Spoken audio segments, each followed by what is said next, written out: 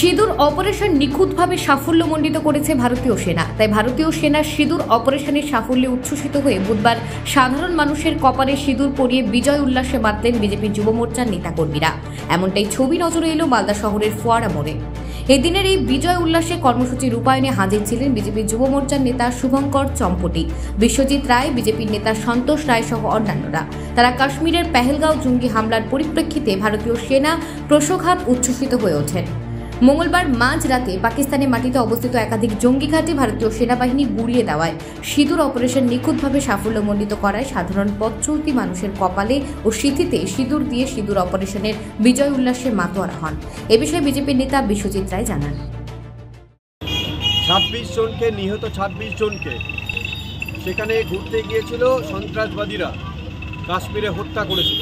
তাদের একটাই দোষ ছিল, তারা হিন্দু।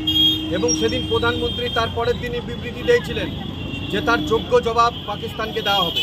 আমরা জানি গতকাল 1/5 যে মিশন সিন্দুর, যে মায়েদের সিঁদুর মুছে দিয়েছিল সন্ত্রাসবাদীরা, বলেছিল যে মোদিকে গিয়ে বলো। মোদি তার উত্তর দিয়েছে গতকাল রাত্রে 1/5 ভারতীয় সেনাবাহিনী।